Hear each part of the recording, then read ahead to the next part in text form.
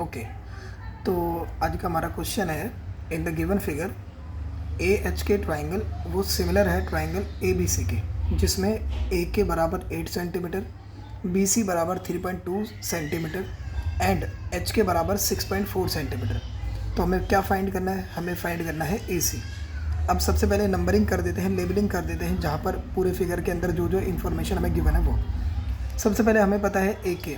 अब देखिए इसमें ए के कहाँ पर है, ए के है यहाँ से यहाँ तक, तो ए के कितना है 8 सेंटीमीटर, तो ये लिख दिया 8 सेंटीमीटर। बी सी कितना है, बी सी देखिए कहाँ है, यहाँ है, ये बी सी है, बी सी बोले तो 3.2 सेंटीमीटर, 3.2 सेंटीमीटर। देन एच के कितना है, एच के है हमारे पास में 6.4 सेंटीमीटर, एच के ये वाला portion that is 6.4 centimetre. Clear है?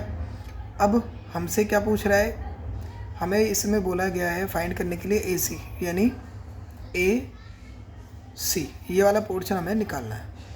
ठीक, तब इसको हम लोग कैसे निकालेंगे? जो गिवन इन्फॉर्मेशन है उसके अकॉर्डिंग ए एच के जो ट्राइंगल है, in triangle A H K and triangle A B C, A B C, A H K ये वाला ट्राइंगल और ए बी सी ये वाला ट्राइंगल ए बी सी, ये दोनों ट्राइंगल जो है हमको क्वेश्चन के अंदर क्या दे रखा है कि ये दोनों ट्राइंगल ए एच के और ट्राइंगल ए बी सी दोनों आपस में एक दूसरे के सिमिलर हैं, यानी triangle A H K is similar to triangle A B C.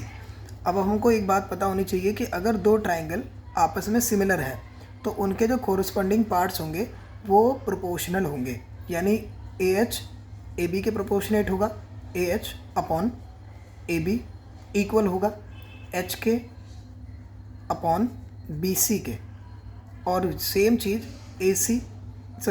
ए के प्रोपोर्शनेट होगा ए सी के।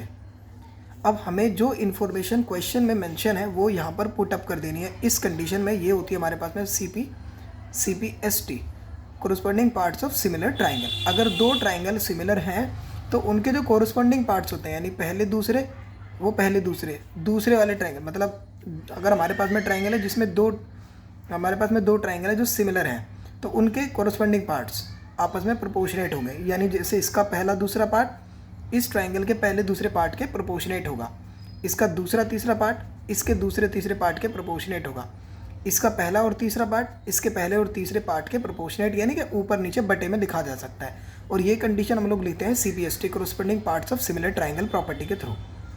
ठीक है, तो अब हमको जो जो इन्फॉर्मेशन क्वेश्चन में मेंशन है वो हम लोग यहाँ रख देते हैं, और जो हमें निकालना है उस चीज़ को हम लोग फाइंड आउट कर लेते हैं। तो हमारे पास में ए एच, क्या ए एच गिवन है? ए एच नहीं, ए एच गिवन नहीं है। ए बी भी गिवन नहीं है, कोई दिक्कत नहीं। तो हमें इस वाले पोर्शन को लेके करते हैं सॉल्व। एच के की वैल्यू हमें गिवन है दैट इज़ 6.4, ठीक है, 6.4 अपॉन बी सी गिवन है, हाँ जी बी सी गिवन है 3.2 इक्वल ए सी गिवन है, ए सी हमें निकालना है अपॉन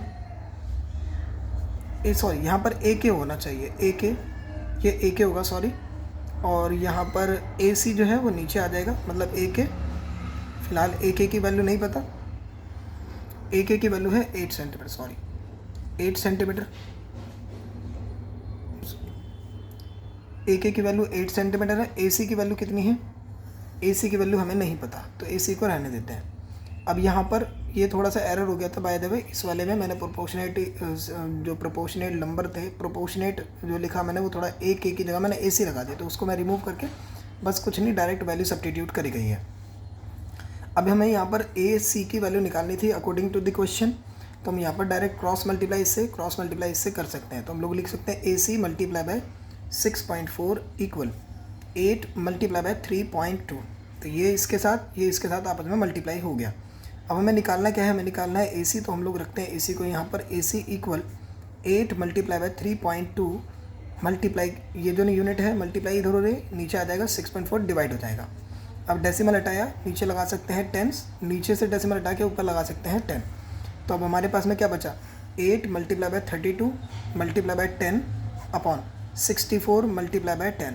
तो इस 10 से हम लोग ये 10 कैंसिल आउट कर सकते हैं, और हम 32 वन ज़ा 32 टू ज़ा ये आपस में कैंसिल आउट कर सकते हैं, और देन ये 2 1 ज़ा ये 2 4 ज़ा कैंसिल आउट कर सकते हैं। अब हमारे पास में क्या बचेगा 4।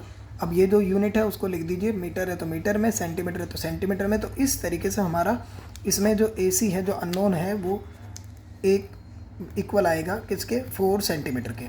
तो होप आपको ये बात समझ आई होगी। अगर ऐसा है तो आप इस वीडियो को लाइक और चैनल को सब्सक्राइब कर सकते हैं। Thank you so much.